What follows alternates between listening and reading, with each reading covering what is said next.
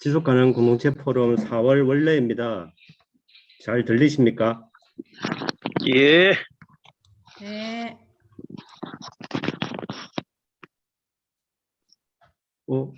여성분께서 대답하시는데 마이크는 안 켜져 있는데 어디서 나온 소리지? 해제했습니다. 예, 반갑습니다. 코로나 때문에 직접 뵙고 다들 말씀을 나누고 해야 되는데 이제 좀 시간이랑 공간들 때문에 이렇게 화상으로 만나고 있습니다.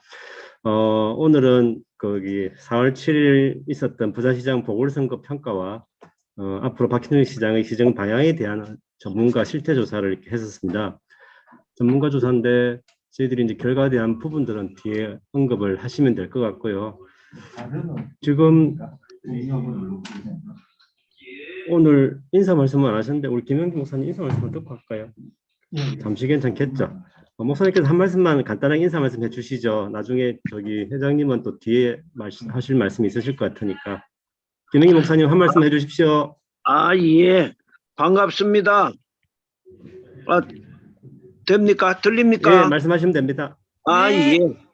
예, 아주 뜻깊은 자리가 마련됐습니다.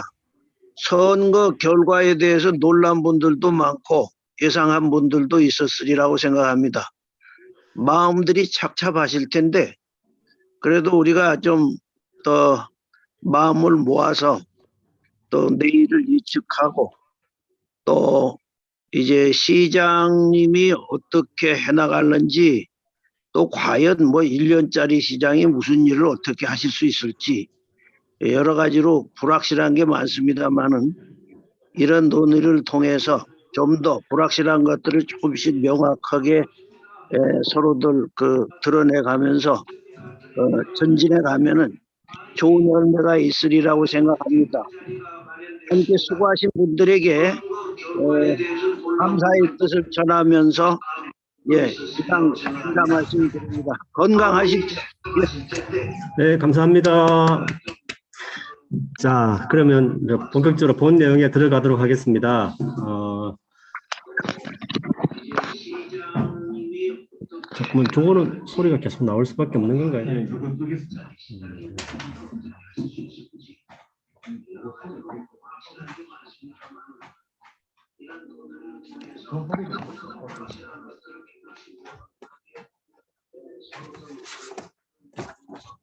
오늘 여기 조사 결과 발표와 함께 토론을 위해서 우리 대학생들도 섭외를 하고 했었는데 뭐 여러 가지 사정으로 조금 참석하지 못한 분들도 있습니다. 근데 이제 다음 시장 선거가 한 내년 6월이죠. 그리고 내년 3월이 또 대통령 선거입니다. 1년밖에 안 남은 정도의 기간에 남겨두고서 진행된 뭐 선거라는 것도 있겠지만 그래서 여러 가지 선거 관심들이 이전과 좀 많이 다른 것 같습니다. 전체적인 결과 내용에 대한 부분들을 개괄하는 발표 내용을 한번 듣고 여기에 대해서 우리가 어떤 준비를 할 수 있는지 살펴보는 시간을 갖도록 하겠습니다. 김영기 목사님께서 인사 말씀해 주셨고, 자 그럼 본 내용으로 들어가서 조사 결과 발표를 먼저 하면 되겠죠. 자 그럼 조사 결과 발표를 시작하겠습니다. 예, 반갑습니다. 오늘 행사를 위해서 손정우 센터장님께서 많은 수고를 해주셨습니다. 감사 말씀드리고 아울러 우리 황재문 우리 지속가능 공동체 포럼의 우리 사무국장님과 임수원 간사님께서도 이번 설문조사 과정에서 많은 또 수고를 해주셨습니다. 이번 조사는 부산 YMCA와 또 부산경실련 그리고 지속가능 공동체 포럼이 함께 전문가 설문조사 결과를 설문조사를 진행을 했습니다. 조사 결과는 여러 가지 의미 있는 형태로 나왔다고 생각을 합니다. 조사의 전체 내용은 이제 4월 7일 개최된 부산시장 보궐선거에 대한 평가 그리고 박경준 시장의 시정 방향에 대한 전문가 설문조사가 되겠습니다. 전체 설문조사는 아까 말씀드린 그 주제와 관련해서 부산 지역의 이제 전문가와 오피니언 리더를 중심으로 해서 설문조사를 했습니다. 조사의 대상은 교수와 그리고 이제 학계 전문가 그리고 시민단체 대표 및 중간관리자 그리고 언론하고 복지, 보건, 의료 그리고 경제계와 같은 직능단체 대표들을 그 부산경실련과 또 지속가능 공동체 포럼, IMCA 등에서 이렇게 운영하고 있는 전문가 풀이 있습니다. 총 447명이 대상이 되겠고요. 이분들에게 이제 두 차례에 걸쳐서 첫 번째는 이제 한 200여 분에게 먼저 설문을 보냈고 좀 응답률이 낮아서 결국 이제 447명 전체에 다를 설문을 했습니다. 응답률은 총 그 130여 분 정도 131명이 응답을 했고요. 부실 응답을 제외하고 총 125분을 분석을 했습니다. 첫 번째 이제 이번 선거는 서울시장과 마찬가지로 부산시장도 국민의힘 후보가 당선이 됐습니다. 그래서 현 집권당의 후보가 이제 패하게 되는 이 결과 그리고 표차도 상당히 많이 났고 박형준 후보의 득표율이 역대 부산시장 중에서는 제일 많은 득표를 했던 걸로 나타났는데 이와 같은 선거 결과에 미친 영향이 무엇인가에 대해서 이제 묻는 것이었습니다. 각 항목에 대해서 10점 만점으로 해서 어느 정도 영향을 미쳤다라고 보느냐에 대한 것입니다. 가장 많은 것은 문재인 정부의 부동산 정책에 대한 비판적 민심이 10점 만점에 8.1점으로 제일 높았습니다. 그 다음에 이제 높은 것이 더불어민주당의 정치와 정책 대응에 대한 실망감이 8.1점으로 굉장히 높게 나타났고요. 그 다음에 이제 오거돈 전 부산시장의 성비위 7.89점입니다. 그래서 제가 볼 때는 오히려 그 집권당과 현재 정부의 부동산 정책에 대한 비판 민심이 훨씬 성비위를 앞섰다 이렇게 볼 수 있습니다. 그 외에도 이제 그 현 정부가 갖게 되는 그동안 검찰개혁 이런 이야기들을 많이 했습니다만 비민생 분야에 대한 그런 행보에 대한 비판도 있었고 또 문재인 정부의 전반적인 정책 대응에 대한 비판 민심도 7.33 정도가 됐습니다. 높게 나타났습니다. 그 다음에 이제 가덕도 신공항이라든지 이런 것들은 생각보다 높지 않았었고요. 시장 후보들의 이제 공약과 정책이나 박형준 후보의 정량과 기대감 이런 것들은 10점 만점이기 때문에 척도 평균은 5.5가 됩니다. 그래서 그보다는 훨씬 낮게 나타나고 있습니다. 특히 그 국민의힘의 이 정당에 대한 기대감은 3.69라서 이제 굉장히 낮게 나타났다 이렇게 볼 수 있습니다. 2022년 내년도 부산시장 선거에 누가 당선이 될 것이냐 이렇게 이제 물어봤습니다. 예측이 어렵다라고 하는 비율이 46.4% 거의 과반에 가까이 나타나고 있고요. 그 다음에 이제 더불어민주당과 국민의힘 후보 중에 누가 되겠느냐 하는 부분에서는 국민의힘 후보가 조금 더 더불어민주당보다는 앞섰기 때문에 대체적으로 현 집권당의 내년 선거, 지방선거의 좀 전망은 좀 어둡게 나타나는 부분이 있다 이렇게 보지만 그러나 예측 불가의 그런 어떤 흐름으로 볼 수 있습니다. 박영준 시장이 이번 후보 경선과 또 진행 과정에서 TV 토론에서 여러 차례 이제 선거 과정에서 의혹이 제기된 바가 있습니다. 예를 든다면은 청와대 시민사회 비서관과 청와대 홍보기획관 시절에 국정원이 이제 여러 가지 그 정치 사찰 같은 걸 했는데 거기에 보면은 박영준 당시 그 청와대 내 직책과 관련된 그런 이제 결제 라인에서 이제 나타난 부분이 있었고 또 이제 LCT 부동산 문제라든 여러 가지 의혹이 있었는데 이걸 어떻게 처리하는 게 좋을까 하는 부분에서 진상조사가 필요하다는 입장이 72.8%로 굉장히 높게 나타났습니다. 대신 본인이 적극 해명을 하는 쪽으로 이 향후 처리가 필요하다 18.4%, 좀 낮았고요. 규명할 필요가 없다는 8.8%밖에 없었습니다. 그래서 대체적으로 보면 이 의혹에 대한 적극적 진상조사가 필요하다는 쪽에 입장이 굉장히 높다 이래 볼 수 있습니다.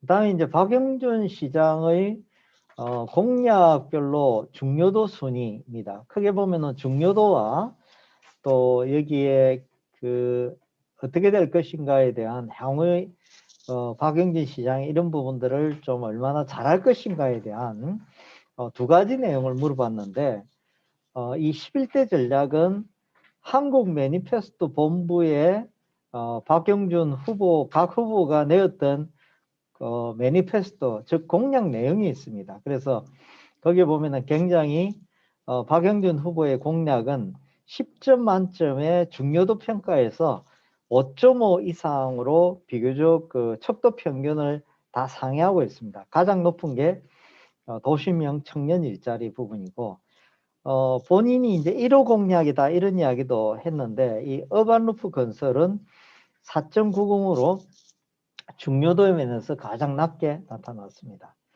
그 다음에 성과 전망, 과연 이런 자기가 내걸었던 그런 공약을 잘할 것인가 하는 부분들은 앞부분은 그래도 이제 다 굉장히 기대 전망이 중요도 전망이 높았지만 이 성과 전망이 있느냐 하는 부분에서는 전체 11대 전략이 4.76으로 척도 평균보다 훨씬 낮게 나타났습니다. 그래서 대체적으로 보면은 전체 그 11대 전략 모두 척도 평균 5.5보다는 낮게 나타나고 있습니다.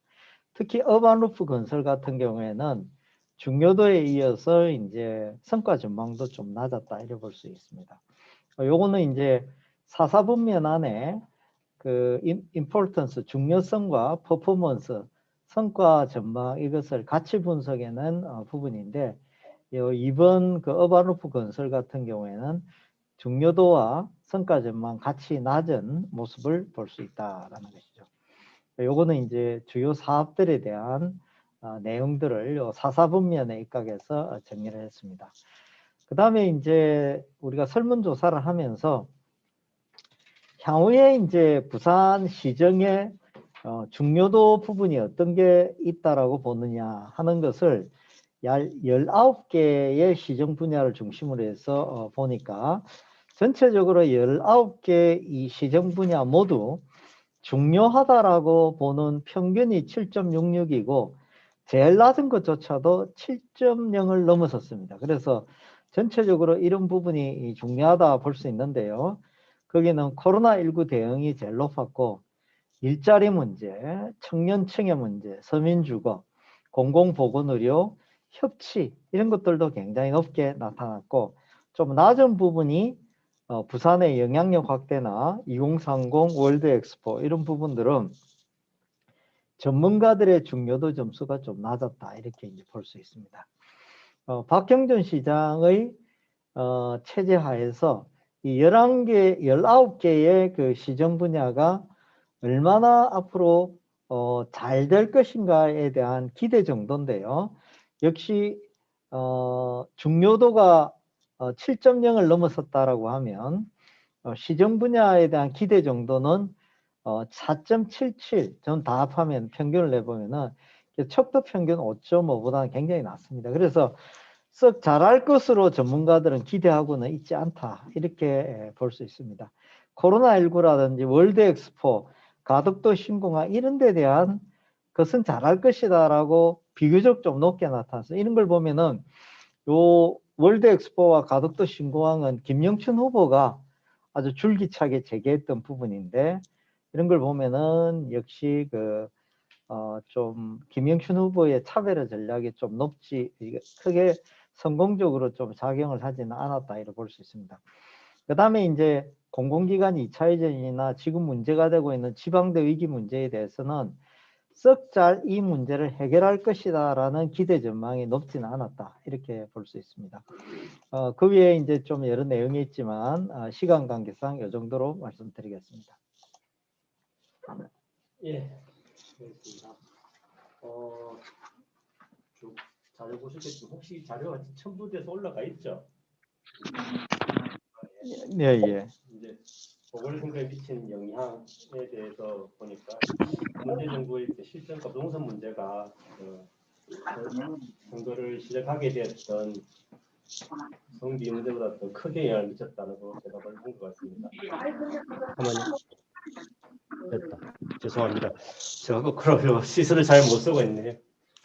네, 보궐선거에 미치는 영향에 있어서 문재인 정부의 실정과 부동산 문제가 그 모든 시장의 정비 문제보다도 더 크게 영향을 미쳤다는 결과가 좀 느낄 겁니다. 실제로 이제 그 압도적인 다수당으로서 있던 민주당이 뭐 정책이나 국정개혁도 미흡했다는 부분들도 아마 여기에 큰 영향을 미쳤다는 결과가 나왔다는 것도 주목이 되네요.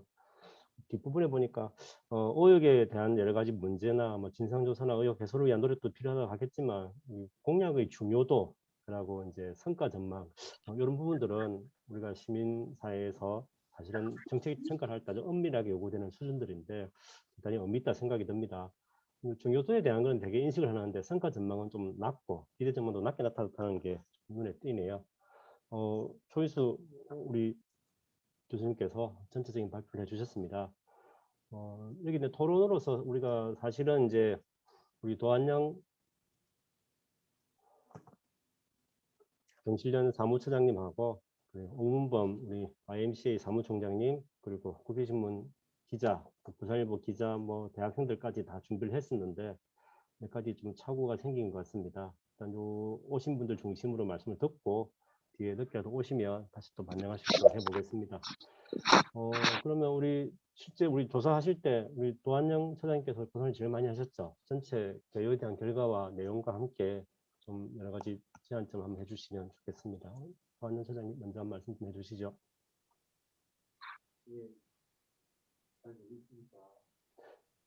소리가 지금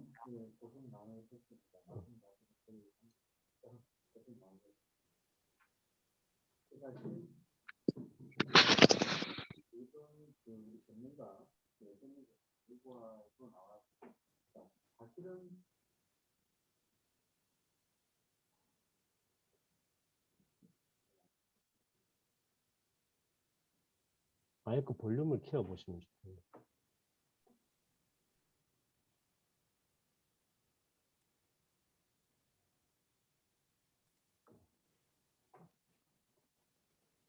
네, 부산경실련 도안우 처장입니다. 반갑습니다.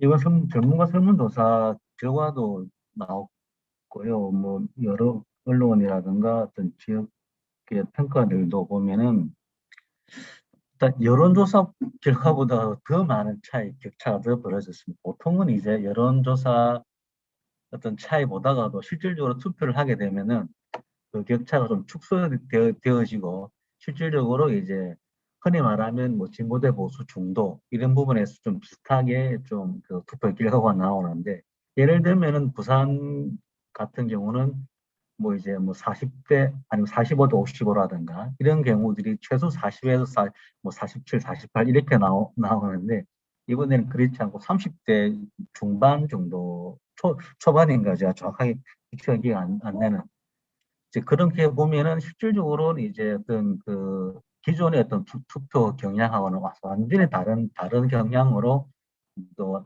나왔다는 거죠. 그것은 이제 국민의힘에 대한 어떤 지지나 어떤 박영주 시장의 어떤 정책이나 공약에 대한 이런 것 평가라기보다도 아까 설문조사 결과에 나왔다시피 뭐 현 정부에 대한 어떤 정권 심판에 대한 이런 부분들이 절대적으로 많이 크게 작용했다라는 부분들을 볼 수 있을 것 같고요.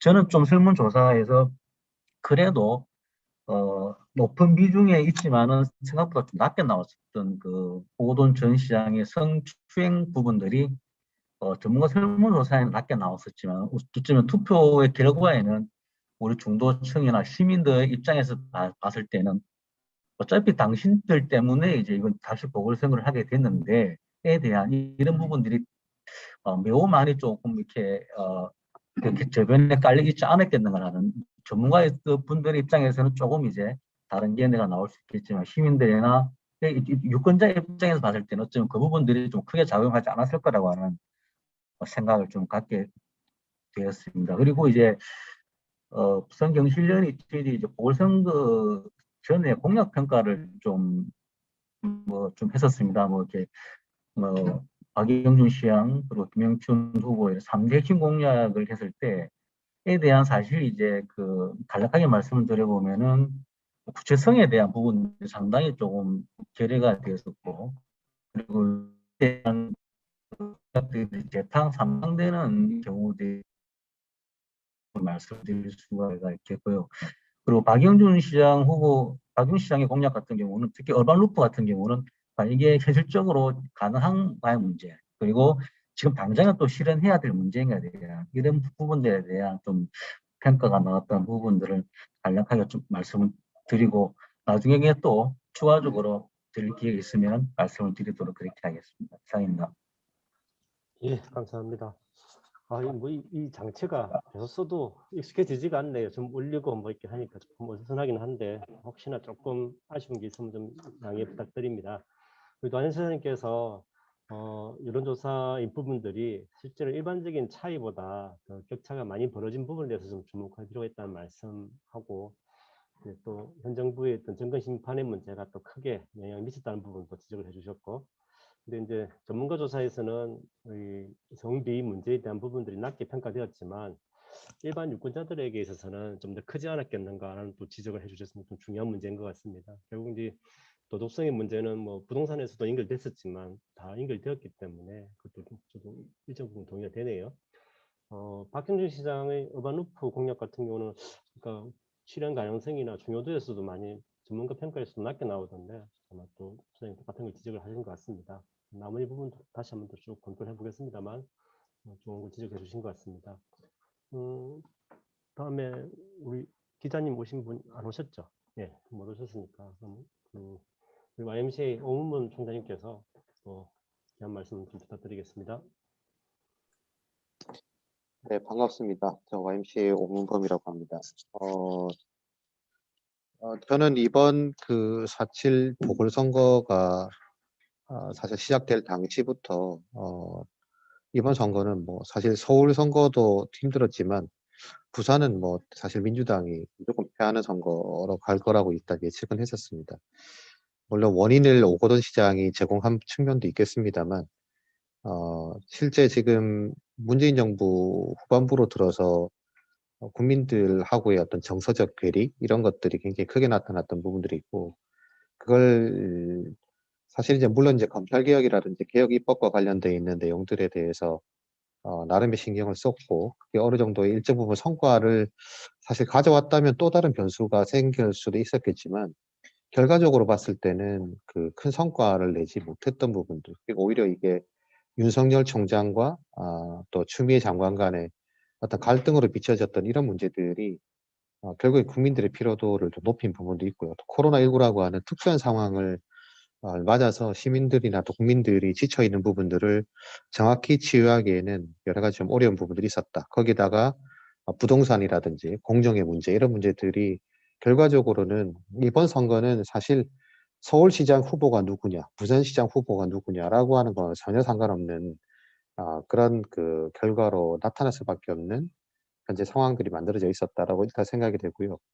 일단 그 부분은 그 정도로 정리를 하고 지금 이번에 설문조사가 됐던 공약과 관련돼 있는 내용들을 제가 조금 말씀을 드리자면 왜 이렇게 갭이 날까? 그러니까 중요도에 대한 박형준 시장이 내세웠던 11대 전략 과제, 전략 정책에 대해서 평균이 6.69거든요. 굉장히 높은 기대 수치인데 그러니까 중요도가 있다라고 하는 것이죠. 근데 반대로 성과 전망은 4.76입니다. 거의 2점 포인트가 차이를 나타내고 있다라고 하는 것이죠. 그러니까 일단 그 문제 하나 있고, 그다음에 부산의 현안과 관련돼 있는 정책들 시정 분야별로 19개는 중요도는 사실 더 높습니다. 7.66으로 앞에 박 시장이 냈던 공약 6.69보다도 거의 1점 정도가 더 높은 정도로 지금 부산에 전방위적으로 시정에 대한 중요도나 또 현실적 어려움들을 전문가들도 다 공히 느끼고 있다라고 하는 부분들인데 여기에 대한 기대 수치는 4.77입니다. 그러니까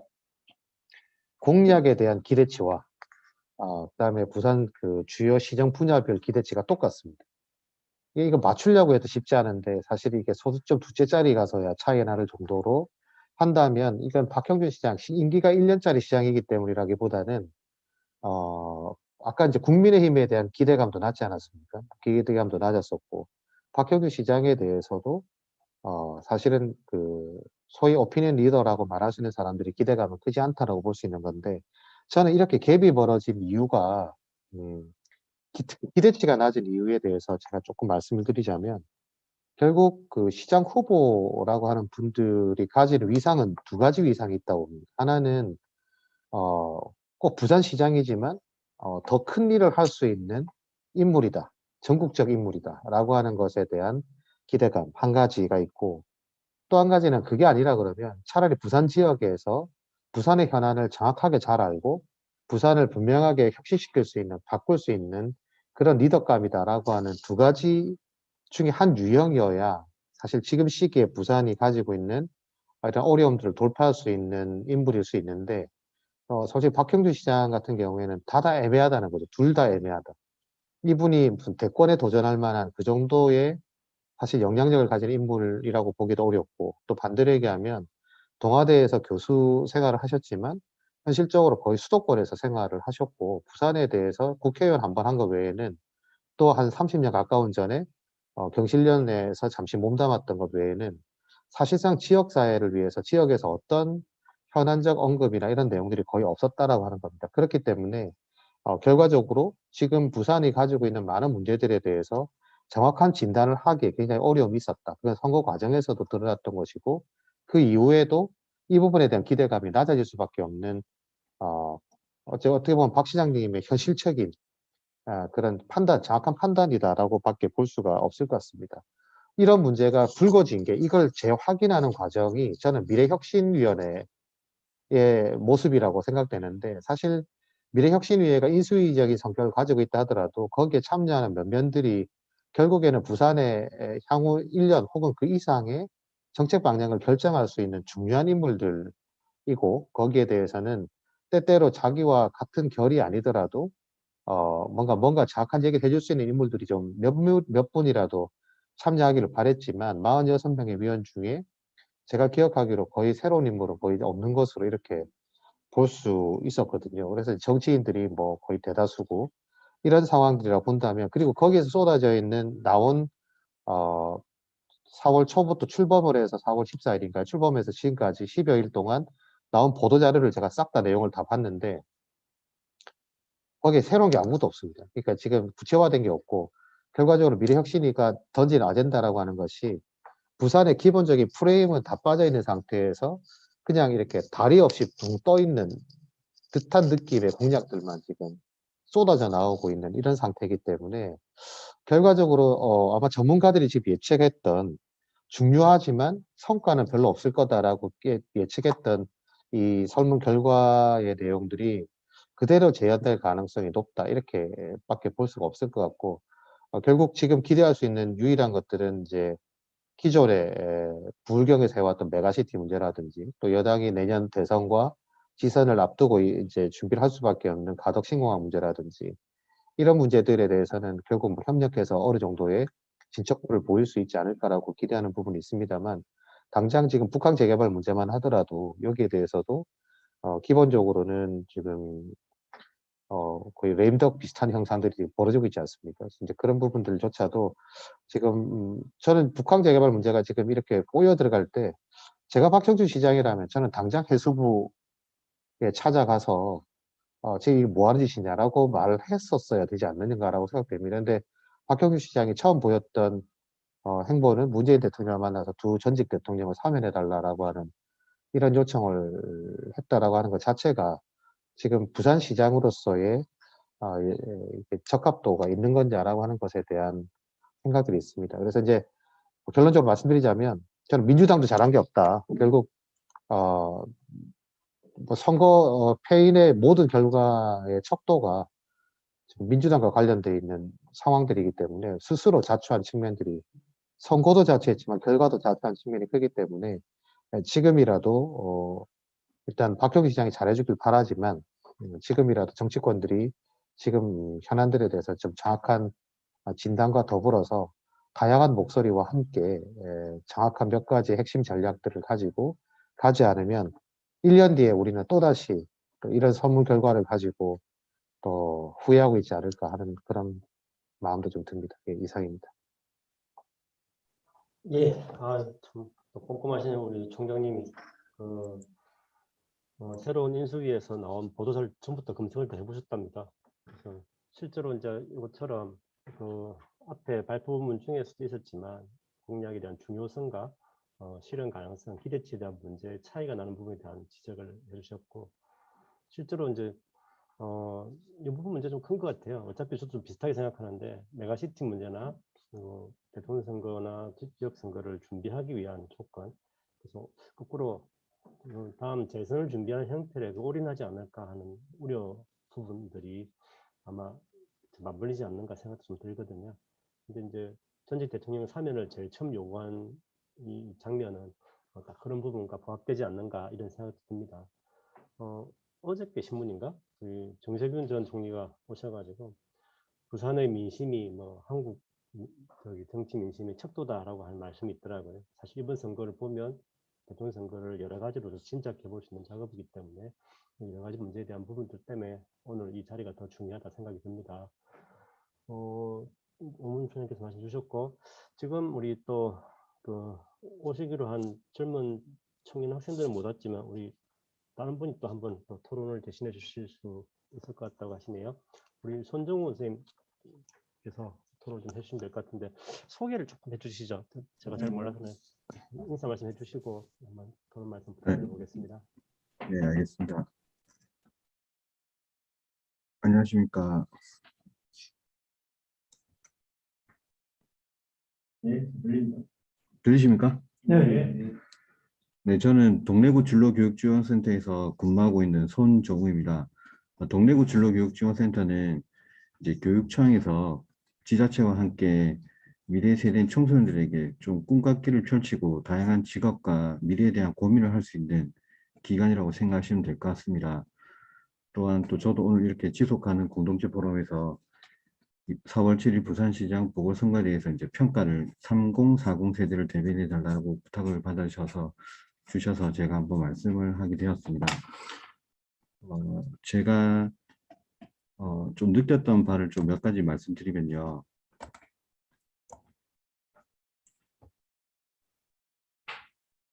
현재 청년 세대들이 느끼는 마음들이 처음과 많이 달라진 것 같습니다. 사실 이제 문재인 대통령이 처음에 당선되셨을 때만 해도 우리와 함께 할 수 있는 많은 여지들이 있을 거라 생각을 하였고요. 또 세상이 많이 바뀔 줄 알았는데 사실 좀 그런 부분들이 많이 아쉬웠던 것 같고요. 그래서 저도 오늘 제목을 이제 3040 낀 세대 어디로 가야 될 것인가 이렇게 한번 만들어 보았습니다. 그래서 낀 세대는 누구이고 그들의 선택은 결국은 경제인가, 인구 감소가 아닌 자녀 양육에서는 어떻게 생각하는지, 또 승재 없는 이념 전쟁과 우리의 향후의 미래에 대해서, 희망에 대해서도 한번 이야기를 해보도록 하겠습니다. 지금 제가 속한 세대는 X세대와 또 밀레니엄 세대라고 할 수 있을 것 같습니다. 사실 정말 낀 세대가 맞는 것 같아요. 왜냐하면 베이비붐 세대와 Z세대 사이에서 끼어 있고, 그리고 저희들이 생각하는 것은 특히 5포 세대로 이제 저희 때부터 이제 이런 단어들이 나오기 시작했던 것 같습니다. 또한 제가 좀 친구들하고도 이야기를 좀 해봤는데 약 제 친구들이 70%가 직장을 찾아서 부산을 떠나게 되었고 또 30%는 아직까지 장가나 시집을 가지 않았더라고요. 그리고 40% 정도는 대출을 통해서 아파트를 다들 구입을 했는데 매달 아파트를 유지하기 위해서 이제 대출에 얽매여서 열심히 살고 있다. 그래서 우리가 이렇게 살 수 있는 힘은 대출이다. 이렇게 이야기하시는 친구들도 있었습니다. 그래서 5포 세대를 좀 성별로 제가 한번 또 자료가 있어서 한번 보았는데 남성과 여성별로 해서 결혼, 연애, 내집, 출산, 인간관계, 또 여성분들은 출산, 결혼, 내 집 마련, 인간관계, 연애 이런 내용들이 나왔고요. 또 밀레니얼 세대, 저를 대표하는 포함하는 밀레니얼 세대가 왜 기존 세대와 차이가 있고 마찰이 생기는지 이런 것도 제가 한번 찾아봤는데요. 흔히 저희 부모님 세대들은 저희들에게 뭔가 모를 꿈과 희망, 이상을 좀 많이 심어주셨고 현실은 어렵더라도 미래를 잘 준비하자 이런 말씀들을 많이 주셨습니다. 근데 현대인들 지금의 우리 세대와 우리 아래쪽에 있는 세대들은 머나먼 미래와 행복까지는 우리가 모르겠다. 지금 내가 살아가고 있는 현실이 너무 힘들다. 지금 내가 현실에서 좀 쉬는 게 내가 제일 필요한 것이다. 이런 이야기를 많이 하더라고요. 특히 요즘 이슈되는 혹시 들어보시는지 모르겠는데 DJ DOC의 이하늘 씨의 동생 이현배 씨 사건도 가만히 들여다보면 왜 우리가 피땀 흘려서 돈 벌고 열심히 사는 것보다도 그 순간순간 즐기면서 잘 살아야 되는지를 좀 알려주는 그런 이슈가 된다고 저는 생각을 하게 되었거든요. 그래서 20대, 30대와 50대 사이에 있는 40대 이런 저희가 생각할 때는 마음이 좀 많이 무겁습니다. 또한 제가 처음에 대학교에 졸업하고 이제 취업할 때만 해도 세계 금융 경제 위기가 찾아왔습니다. 그때만 해도 뭐가 이슈였냐면 신입사원들 급여를 30%, 20%씩 깎는 게 이슈가 되었고요. 그런 상황에서 또 지금은 저희가 중간 관리자나 좀 더 위로 도약할 수 있는 단계가 되었는데 최근에는 이제 군 가산점 문제도 폐지한다 이런 식으로 돼 있어서 사실 이제 저희 세대 특히 남자들 같은 경우는 누릴 것 다 누렸던 우리 선배 남자 세대들에 대한 좀 마음이 호감이 있다기보다는 좀 더 비판적이고 뭔가 조직에도 뭔가 불만이 아직은 좀 많다. 하지만 우리보다 더 젊고 혁신적인 20, 30대 애들이 또 치고 올라오기 때문에 그 중간에서 정말 끼어서 어찌할 바 모를 그런 상황이 아닐까 생각을 하게 되었고요. 또 하나가 뭐냐면 부산의 현황에서도 보면 사실 일자리라든지 여러 가지 상황들이 지금 현재 나아질 것 같지는 않다 이런 의견들이 좀 많았습니다. 특히 예전에 지방선거에서 구청장님이나 뭐 기초지자체 의원들은 많은 이변이 있었는데 최근에 이제 부산시장 후보님을 보거나 또는 그 전에 국회의원 선거만 봐도 민심들이 다르구나 부산에서만은 그런 생각도 많이 하게 되었고 특히 지금 제가 좀 젊은 사람들이 말하는 것은 180석의 의석을 가지고 있는 집권 여당이 뭘 했냐 이런 부분에 대해서도 많이 의견들이 있습니다. 그래서 내로남불 적폐청산 개혁의 피로감은 아직도 계속되는데 사실 우리가 볼 때는 실상 보니까 과거와 현재가 크게 다르지 않더라 이런 생각들을 많이 하고 있는 것 같고요. 또 이건 제가 졸업하고 취업할 때만 해도 스토리가 스펙을 이긴다. 요 내용들을 보면 굉장히 나름대로 그때는 참신했던 것 같은데 또 그때만 해도 신입사원 상식사전에서 이렇게 지금 볼 때는 정말 꼰대 문화다라고 생각했던 것들이 지극히 당연했던 내용들이 있었습니다. 하지만 지금 볼 때는 정말 좀 위험한 생각들도 많습니다. 보시면 회식은 업무의 연장, 불참은 조직에 대한 배신이다. 또는 어이 신입 건배사 한번 해봐. 회식에서 당신의 임무는 고기를 굽는 것이다. 그리고 취하지 않는 것이다. 이런 말들은 제가 어릴 때 당시에는 정말 할 수 있었지 모르겠지만 지금은 정말 큰일 날 말들이구나 생각을 하게 되었거든요. 그래서 지금은 나오는 젊은 세대가 많이 보는 책들이 이런 책들인데 행복의 기원, 행복은 무엇인가, 결국은 사람이다, 그리고 한국인의 행복, 그리고 행복은 아이스크림이다. 쉽게 말하면 과거에 크고 이념적이고 이상적이었던 상황에서 지극히 현실적이고 소극적이고 엄청 편협하다고 생각할 수 있는 부분인데 이런 부분들이 젊은 세대 또 저희까지 낀 세대까지는 소소한 즐거움이 되고 현재 보시면 우리가 흔히 말하는 것들을 보셨을 겁니다. 뭐 플렉스했다 해서 알게 모르게 저희가 돈을 소비하고 또 좀 우리가 즐겁게 논다고 생각한 것들이 어른들이 볼 때는 굉장히 한심하다. 왜 목표가 없을까 이렇게 생각할 수도 있는데 우리 세대에게는 이게 소소한 우리만의 즐거움이다. 이렇게도 생각이 할 수 있겠구나 생각을 하게 되었고 이렇게 문재인 정부 들어서 부동산 정책이라든지 또는 비트코인에 열광하고 주식에 열광하는 우리 세대를 보면 굉장히 좀 아쉬운 거죠. 특히 부산 같은 경우에도 마찬가지고 또한 LH 사건도 정말 저희 세대한테 크게 다가온 것 같습니다. 그래서 우리가 생각할 때는 우리가 노력하면 집을 살 수 있다. 이게 요즘에는 사실은 내부 거래, 정보가 아니라면 말이 안 된다. 이런 불신이 많이 팽배하게 된 것 같고요. 아마 이런 젊은 세대를 포함한 낀 세대까지는 마음이 많이 다쳐서 아마 앞으로도 영향이 있지 않을까 생각합니다. 또한 저출산과 고령화에 대해서도 많은 어르신분들 세대에서는 걱정을 많이 하시는데 정작 우리에게는 육아 전쟁, 독방 육아 이런 것들이 많은 어려움이 되고 있습니다. 가까이 있는 창원 같은 경우에는 1억 결혼 드림론이라고 해서 1억을 대출하고 한 자녀는 이자를 면제하고 두 자녀는 대출 원금을 30% 탕감하고 3자녀는 전액 면제하고 이런 제도가 있는데 사실 이 부분도 여성단체는 반대하는 부분들이 있는데 저는 굉장히 신선하다.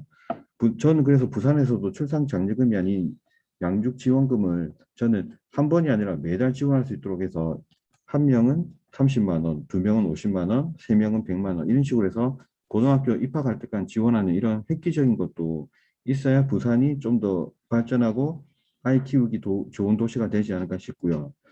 또 여성 친구분들이나 직장 동료분들과도 이야기를 해보니까 가장 큰 게 육아 그리고 맞벌이 할 때 직장맘들을 어떻게 배려하고 이해할 것인가. 사실 육아 돌봄 서비스는 구축은 되었지만 보통 아버지들은 먼저 출근하시고 어머니들이 아이들을 옷을 입히고 머리를 빗기고 학교 보내고 출근하려고 한다면 정말 힘든 거구나라는 생각을 하게 되었고 이런 부분부터 이제 여성분들이 마음이 많이 다치다 보니까 남성분들과 또 보이지 않는 트러블이 많이 생긴다는 것을 좀 많이 느낄 수가 있었던 것 같습니다.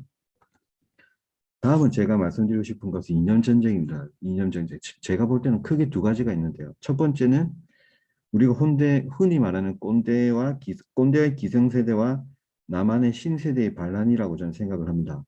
하지만 진압될 줄 알았던 반란이 이제 세상을 흔들고 개그 코드가 된 것 같아요. 라떼라고 해서.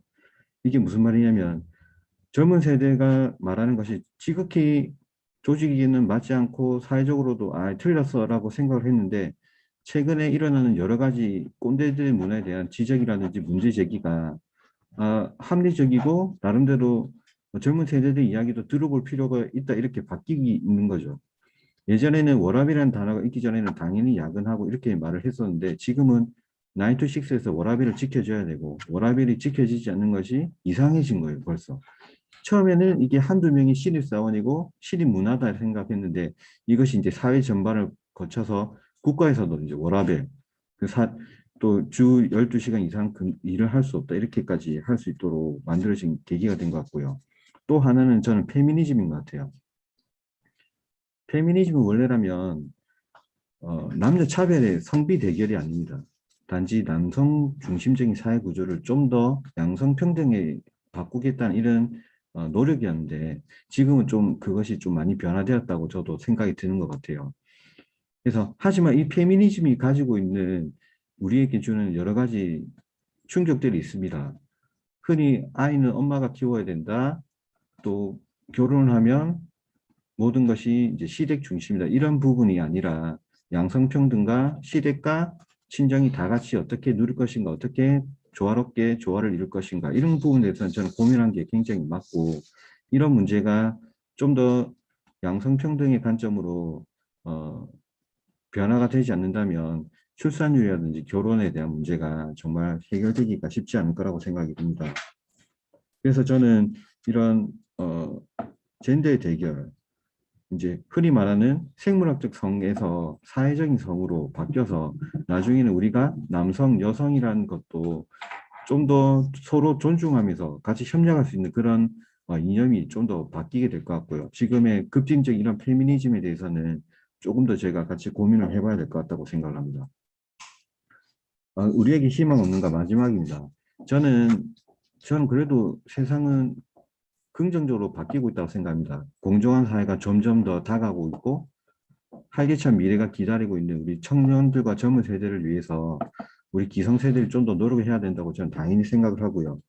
저는 좀 더 생각을 하고 싶은 것이 보다 부산에서만큼은 청소년에 대한 존중도 좀 더 저는 있으면 좋겠다고 생각을 합니다. 청소년에 대한 존중이 저는 투표권부터 저는 좀 시작이 되면 좋겠다 생각을 해서 고등학생부터는 선거를 할 수 있도록, 그리고 중학생부터는 교육감에 대한 선택을 할 수 있도록, 이렇게 되면 저는 훨씬 더 교육이 많이 바뀌게 될 것이라고 생각하고, 사실 우리가 요즘에 뭐 촉법소년에서 많은 청소년 문제들이 있는데, 저는 청소년들에게 권리와 책임을 좀 더 나눠줘야 된다고 생각하는 입장이어서 좀 더 변화된 우리 청소년들의 미래를 좀 생각을 하고 있고요. 또 하나가, 제가 이번에 보궐선거할 때 선거 사무원으로 좀 저희 센터에서 봉사를 하게 되었는데, 그때 보니까 20살 청년들과 그리고 19살 고등학생들이 생각보다 많이 투표를 하러 왔습니다. 투표를 하러 와서 아침 일찍 와서 학교 가기 전에 와서 투표를 하고 학교로 가는데, 저는 굉장히 좀 신선했던 것 같습니다. 그래서 우리 청소년들도 늘 어린 것이 아니라 자신들의 의사와 그리고 자신들의 생각을 소중한 투표를 통해서 한 번 더 선사할 수 있다고 생각을 하게 되었고요. 또 이것은 제가 최근 우리나라를 흔들었던 여러 가지 내용들에 대한 이슈가 됐던 만평들을 한번 모아 보았습니다. 그래서 처음에는 이제 정부에도 좀 더 긍정적이었고, 그리고 촛불혁명과 이런 부분에 대한 기대감이 많이 컸는데, 지금은 이게 참 똑같구나라는 많은 생각들을 할 수밖에 없구나라는 것을 느끼게 되었고, 그래도 우리에게는 매일 행복하지 않지만 행복한 일이 매일 있다는 이런 소소한 행복으로부터 좀 더 우리 삶이 즐겁고 행복했으면 좋겠습니다. 끝으로 저는 부산에서도 좀 더 참신하고 좀 더 자유로운 다양한 도전의 계기가 있으면 좋을 것 같고요. 특히 말씀하셨던 뭐 북한이나 원도심의 다양한 문화 인프라를 좀 활용을 한다면 훨씬 더 부산이 혁신과 상상의 계기가 되지 않을까 하는 생각을 하게 되었습니다. 그래서 저와 같은 끼인 세대들도 부산을 굉장히 사랑하고 있고, 부산을 떠난 제 친구들도 부산을 위해서 많은 걱정과 염려를 하고 있더라고요. 그런 것을 봐도 부산은 분명히 희망과 미래가 있다고 생각을 합니다. 네, 끝으로 이렇게 우리 포럼과 다양한 분들이 의견을 많이 내시고, 또 새로 바뀐 시장님께 많은 기대와 응원을 하여서 조금이라도 1년이라도 많은 변화가 있었으면 좋겠습니다. 이상으로 안내를 마치도록 하겠습니다. 감사합니다. 감사합니다. 아예 미리 준비를 딱 해갖고 오셨네요. 네, 대단하십니다. 사실 이번 선거에서 청년층의 여러 가지 이전과 다른 투표 성향, 경향에 대한 얘기들도 많이 있었습니다. 그래서 이 청년 세대의 심리 문제, 여러 가지 조건, 세대적인 얘기에서부터 여러 가지 언급을 해주셨어요.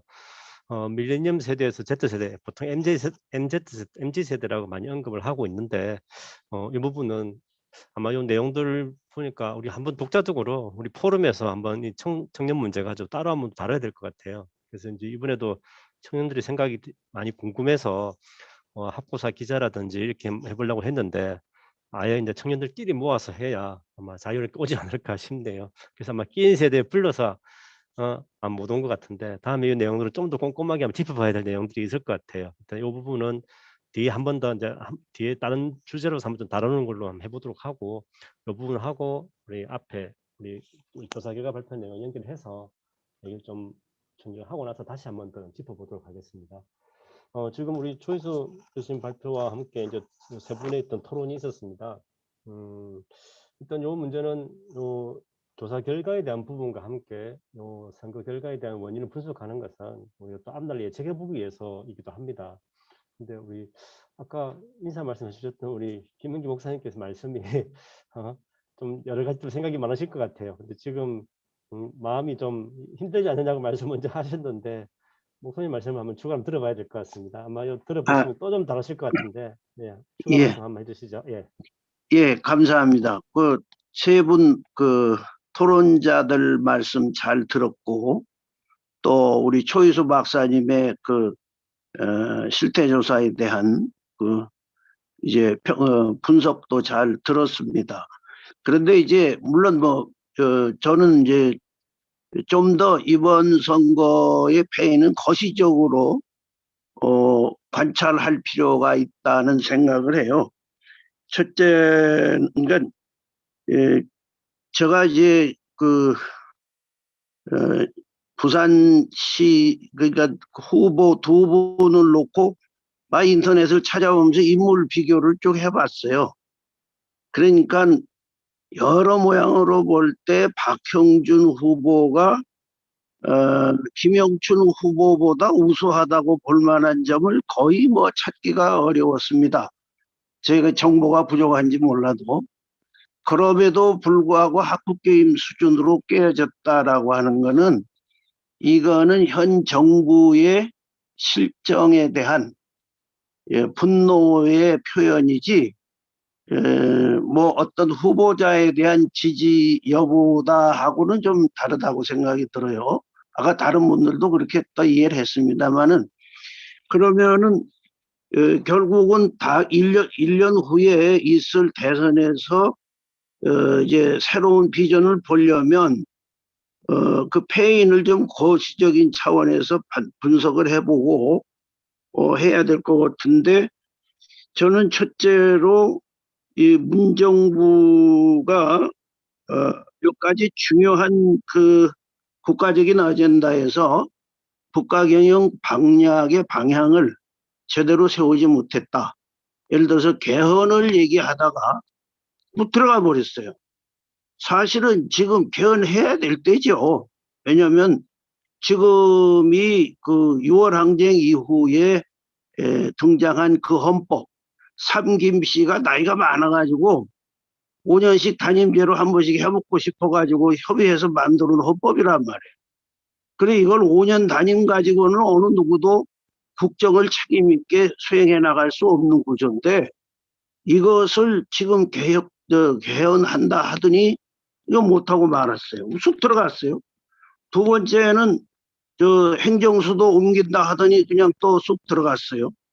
그러면 아니면 말고 식으로 그렇게 거대한 국가적 어젠다를 쉽게 처리한 그 배경을 전 알 수가 없고 또 세 번째로는 부동산 실체. 이건 100번 생각해도 답답해서 견딜 수가 없어요. 아무리 무슨 전문가들이 뭐 문제가 어렵다 하더라도 그렇게 실패를 계속 해가면서 또 사람을 바꾼 데 보니까 누굽니까? 그 무슨 장관, 국토부 장관 바꿨는데 여러 해 만에 바꿨는데 사과부터 하고 시작하는 그런 인사를 했고요. 또 이제 그러니까 그런 면에서 부동산 정책에 대한 그런 깊은 연구나 대책 없이 그저 소득주도 성장론 얘기하고 등등 어쨌든 국가 경영 방향에 대한 확고한 어떤 정책이 부재한 상태에서 했고 그 다음에 두 번째로 소중한 거는 약속을 하나도 안 지켰어요. 인사 원칙 말하자면 그 인사 원칙에 뭐 몇 가지 있었잖아요. 5가지인가. 여기에 걸리는 사람은 임명 안 하겠다 했는데 처음부터 그게 다 포기됐습니다. 그 다음에 두 번째 당원을 그러니까 위성정당 만들어서 아주 그 선거에서 승리했죠. 야당이 국민의힘에서 위성정당 만들었을 때 무섭게 비판하고 절대로 안 할 것처럼 해놓고 야당 하는 대로 따라서 또 위성정당을 만들었어요. 저는 그거 보면서 아이고 이거 민주당 따라서 하는 당이 승리하는 경우가 없습니다. 그럼 하지 말았어야 되거든요. 그런데 따라가지고서 해서 많은 다수 의석을 정치공학적으로 얻었을지 모르지만 국민들로부터 신뢰는 상실해버렸다. 그러니까 결국은 국민의힘이나 같은 수준으로 전락을 한 거예요. 그 다음에 세 번째로는 당원을 바꿔서 후보를 냈습니다. 서울 누굽니까? 박원순, 오거돈 이런 사람이 그렇게 했으면 1년밖에 안 됐으니까 후보 내지 말았어야 된다고 저는 생각해요. 그런데 또 당원을 바꿔서 후보를 냈어요. 그러니 국민이 누가 믿습니까? 그리고 이제 마지막에 그 장관들 임명할 때 도대체 사과부터 시작하고서 취임하는 장관을 왜 임명해? 국민들 열통나 죽겠는데 그렇게 허물이 없고 깨끗한 일꾼들이 보장이 안 돼 있나요? 그러니까 이제는 현 정부에서 하는 이거 큰 국가적인 어젠다든 무슨 그 도덕적인 약속이든 하나도 신뢰할 수가 없는 상황이 되어버렸어요. 단순히 무슨 누구야 검찰 개혁을 하려고 애쓴 거는 이해는 가지만은 그것도 너무 타이밍을 놓쳐서 그 대통령이 권력 의지가 부족한 건지 어쨌든 제때에 처리를 못했습니다. 둘 다 사실은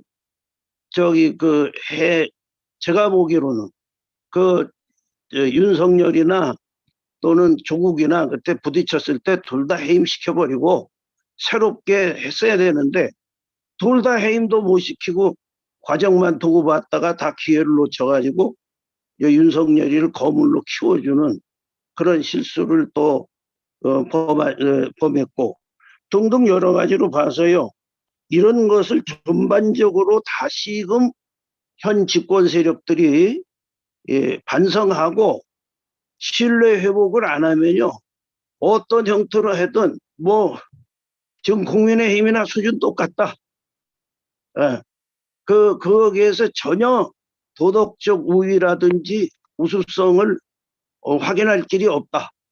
이제 이렇게 돼버렸다고 생각해요. 그래서 그것을 다시 회복만 하면 인물은 이쪽이 훨씬 많죠. 인물은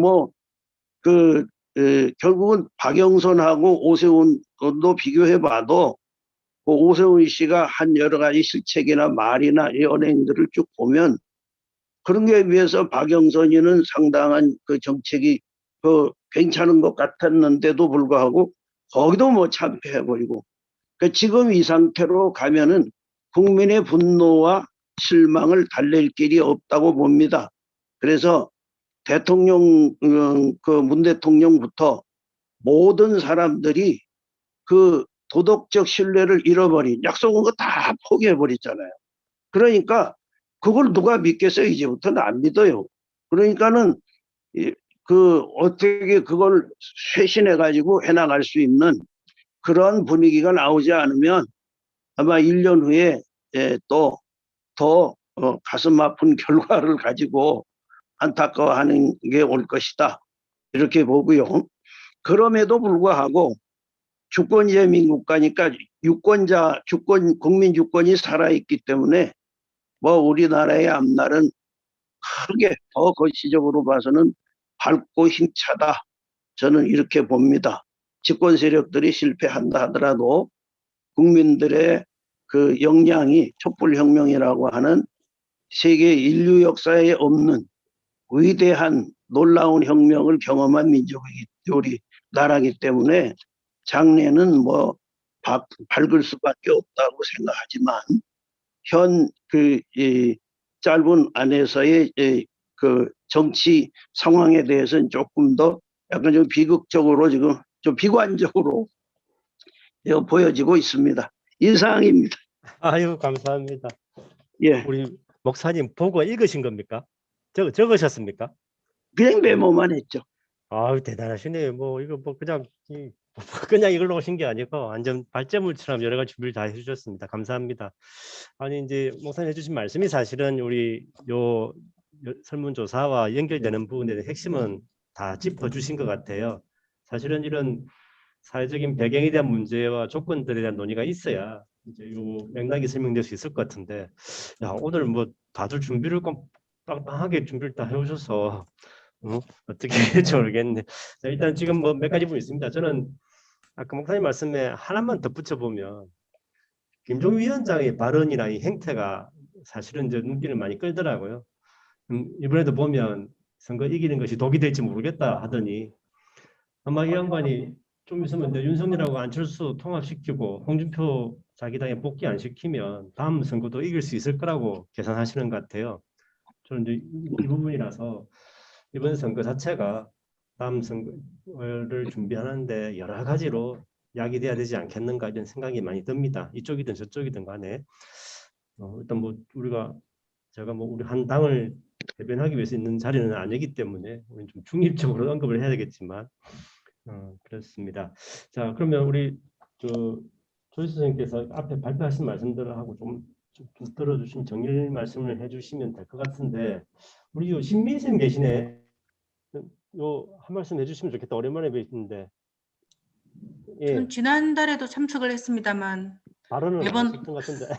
학습하는 마음으로 나와 있기 때문에 반갑습니다. 많은 도움이 되고 있습니다. 감사합니다. 네. 발언 끝입니까? 네. 아, 예, 고맙습니다. 우리 황전문 간사님 어떻습니까? 또 우리 여성 유권자의 관점에서 할 말씀을 꼭 해주셔야 되는데 예. 하신 말씀이 있으실 것 같아요. 왜냐면 그걸 아, 네. 듣고 우리 초 교수님 말씀을 한번 정리를 한번 해보도록 하겠습니다. 네. 저는 잘 깊이 이렇게 드릴 말씀은 없고요. 어쨌든 이번에 그 설문조사를 준비하면서 또 설문조사 결과들을 정리하면서 그 후보들에 대해서는 어쨌든 결과도 그렇고 아까 그 목사님께서 하신 말씀도 그렇고 두 사람의 후보에 대한 기대가 사실은 이번에 당선된 분이나 떨어지신 분이나 큰 차이가 없고 오히려 또 떨어지신 분에 대한 기대가 조금 아주 근소한 차이이긴 하나 조금 더 높게 나왔음에도 불구하고 정부의 실정 때문에 지금 당선되신 분이 시장이 되었다는 점에 대해서는 조금 주목할 만하다 이런 생각이 들더라고요. 그리고 이제 그 실정뿐만 아니라 또 전 시장이 또 개인적으로 안겨줬던 실망감이 굉장히 큰 작용을 했었다라는 점은 저희가 주지할 만하다 이런 생각이 들거든요. 그래서 리더십으로서도 상당히 큰 영향을 줬구나 이런 생각이 들고요. 박형준 후보에 대해서는 좀 저만 그런지 다른 분들도 그런지는 잘 모르겠습니다만 저 개인적으로는 잘 모르겠습니다. 이제 MBC 토론회를 봤는데 그분이 얘기하는 내용들 그리고 영춘 후보가 하는 얘기를 제가 이렇게 팩트를 몇 가지 이렇게 찾아보면서 정리를 해봤는데 사실은 박영준 후보가 사실은 팩트 정리를 해봤을 때 그 사실과 안 맞는 얘기들이 좀 있더라고요. 그게 우리 또 팩트하고 일치하느냐 안 하느냐 이런 거 되게 중요하게 생각하는 편이라 그 굉장히 그 부분에서 좀 마음에 걸리는데 진짜 그분이 시장으로서 당선이 됐다 하는 부분에 대해서 사실은 유쾌하지는 않다는 생각을 개인적으로는 하고 있습니다. 그래서 인간의 존재라고 하는 거에 대해서 이제 조금 신뢰할 수 있을까? 이런 측면에서의 의문, 큰 물음표를 가지고 있어서 개인적으로는 사실 조금 우려하는 바가 없지 않아 있습니다. 그럼에도 불구하고 어쨌든 공인으로서의 자리에 있으니 뭐 최선을 다하지 않을까 이런 기대 반 우려 반 그렇게 생각하고 있습니다. 이상입니다. 감사합니다. 사실은 이제 이번 조사에서도 보면 그 박현준 시장 공약뿐만 아니라 저쪽에서 다 나온 게 도시명, 청년 일자리 공약이 중요도에서 높은 평가를 받은 부분들이 있고요. 공약 실패 부분 문제에서 청년 세대의 문제는 우리 아까 손정호 센터장님이 정리 참 잘 해주셨는데 이 문제 부분이 좀 하나 쟁점이 될 것 같아요. 앞으로도 그렇고 이 청년 세대가 일반적으로 20대는 진보적인 성향을 보였었는데 이번에는 좀 제가 학교에서 학생들한테 이거 투표나 어떻게 물어보면 답이 나오더라고요. 이 감사가 사실은 이명박 정권 때부터 이제 대두된 사실이죠. 이런 젊은층 세대의 변화 부분들은. 이런 우리 전문가 조사기 때문에 이게 청년들이 있지는 않았음에도 불구하고 정책의 중요성을 생각하고 있지만 아마 이런 조사 부분에서 저는 포인트는 이게 하나 있지 않을까 이런 생각을 해봅니다. 근데 저는 이제 하나 또 관련해서 이제 요 결과만 갖고 논의하는 건 아니겠지만 정책에 대한 실망도 큰데 이번에 느껴진 것처럼 요 언론 동맹이 대단히 크다. 전 그게 영향이 좀 많이 컸지 않은가 싶거든요. 조선중앙동아와 거의 모든 언론이 동맹을 맺은 것처럼 보도하는 방식과 내용의 문제는 지금 이 문재인 정권이 서 있는 위치나 조건을 보여주는 게 아닌가. 이 부분이 부동산 문제에서부터 뭐 이거는 좀 아마 감당하기 힘든 문제가 아닐까. 여기에 대한 대안과 고민도 있어야 되지 않을까 이런 생각을 한번 해봅니다. 사실 조동선 문제는 언론에 의해서 프레이밍처럼 만들어져서 끼어진 부분이 더 많았다고 봐야 될 것 같기도 하기 때문에 여론의 주도권을 완전히 상실했다는 거 이것도 좀 주목해야 되지 않을까 생각이 들더라고요. 이건 제 사족이고 그래서 이 말씀하고 이제 발표한 것에 대한 얘기를 들었으니까 우리 초 교수님 말씀 듣고 또 편안하게 한번 얘기하는 자리를 마련하도록 하겠습니다. 교수님께서 한번 전체적인 말씀을 한번 해주십시오. 예, 저는 사실 오늘 그냥 조사 결과만 발표하고 토론 주체는 아닙니다만, 이왕 청하셨으니까, 정책적인 흐름을 한번 좀 말씀을 드리겠습니다. 이번 설문조사로 우리 YMCA 또 경실련 또 지속포럼 회원님들 뭐 이렇게 공동으로 했기 때문에, 이런 과정에서 이제 이번 조사가 갖는 의미는 사실은 이번 선거에 왜 이런 결과가 나왔지 하는 데 대해서 가장 그래도 그 현실을 이 경험적 입증 자료로 처음으로 좀 우리나라에서는 처음으로 저는 제시한 거라고 생각합니다. 근데 이제 아쉽게도 이제 부산의 언론에서는 이제 좀 다루고 있지를 않는 것 같아요. 그리고 우리가 아마 연합에 이제 먼저 그 언론에 동시적으로 이렇게 릴리즈를 했는데 아마 이제 연합에서 먼저 다루게 되면서 이런 결과가 났다고 우리 황재문 국장님이 말씀을 주셨습니다. 아쉽게 생각을 하고요. 제가 왜 이런 설문조사를 시민단체에서 해야 되느냐 이런 생각을 가질 때 우리나라의 지금 현황이 아마 이번에 투표 민심이 이쪽 사람들이나 저쪽 사람들이나 다 똑같은 뭐다 이런 평가가 아마 지배적이라고 봅니다. 그런데 이런 민심을 정리할 수 있는 기회가 별로 없는 것 같아요. 또 시민단체도 상당히 그 파편화되어서 이 공동의 이 대처 능력이랄까 대응 능력이 좀 상당히 취약하다 이렇게 생각합니다. 그래서 이런 것들을 좀 안타깝게 생각해서 이런 민심을 조금 정리할 기회를 뭐 이번 조사를 통해서 가진 게 의미가 있다. 저는 그렇게 생각합니다. 또 아울러서 사실 이제 여러 가지 그 촛불 이후에 문재인 정부는 굉장히 운이 좋았다고 생각합니다. 사실은 촛불이 탄생시킨 정부인데 여러 가지 그 이후에서도 우리가 작년에 우리가 총선 결과를 발표했거든요. 그때도 전문가 조사 결과에서 더불어민주당과 현 정부가 뭔가 좀 잘 못한다. 오거돈 시장이 뭔가 시정을 잘 못한다라는 전문가 의견 조사가 많이 나왔어요. 하지만은 그것에 대한 좀 현 정부가 좀 반성이랄까 대응 능력이 굉장히 좀 취약한 것 같아요. 그리고 거의 이 촛불이라고 하는 우리 국민의 시대적 과제를 무엇으로 이걸 잘 수행해야 되겠다는 이런 공익적 관점보다는 자기들의 그 권력을 특정한 그 집단들을 중심으로 해서 좀 나눠먹기 식으로 하는 이런 그 행태가 너무나 저는 좀 실망스러운 부분이다 이런 생각이 듭니다. 그 시대의 어떤 과제라든지 이런 데 대한 성찰과 고민의 능력이 너무나 부족하다 이런 좀 생각이 듭니다. 전 대표적으로 이 말씀을 좀 드리고 싶은 게 현 그 팬데믹 상황을 맞이해서 작년에 나왔던 그 뉴딜이라는 것이 있었죠. 한국판 뉴딜이라고 합니다.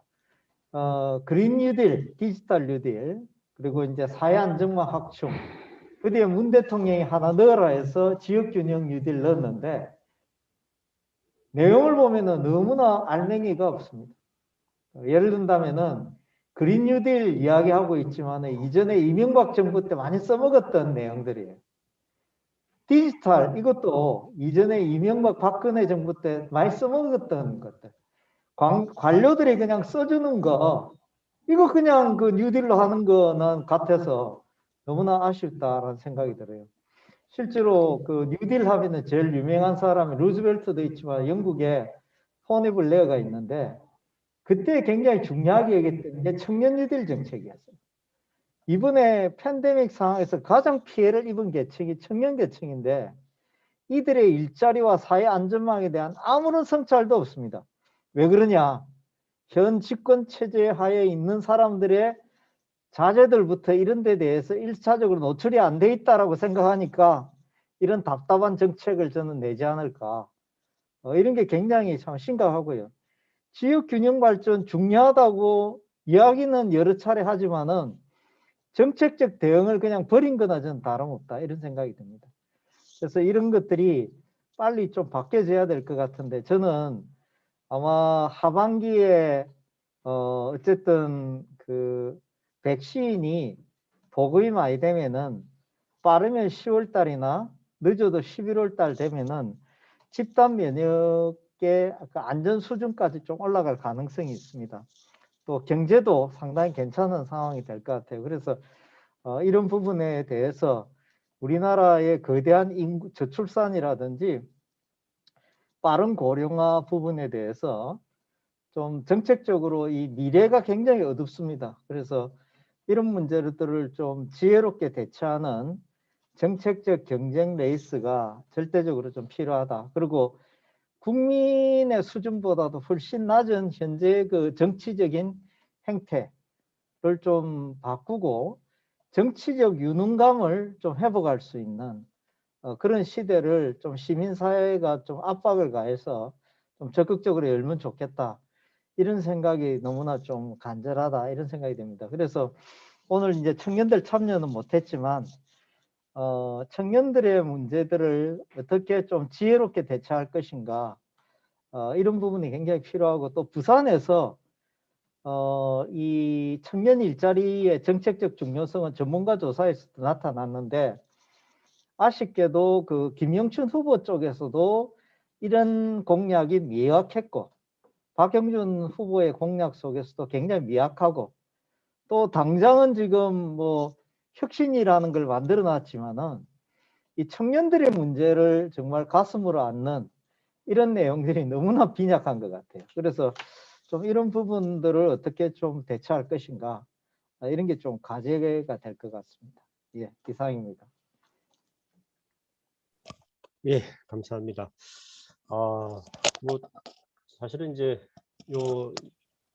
우리가 조사한 결과를 언급하기 위해서는 사회 구조적인 문제에 대한 전체적인 진단이나 평가 같이 되면서 우리가 되면 아마 이 논의는 뭐 엄청난 자리가 될 거라고 생각이 듭니다. 근데 지금 이제 좀 장치나 쓰는 것도 그렇고 발언하기 좀 힘이 들고 하니까 뭐 조금 아쉬운 측면이 있긴 있습니다. 뭐 양해를 부탁드릴 수밖에 없고요.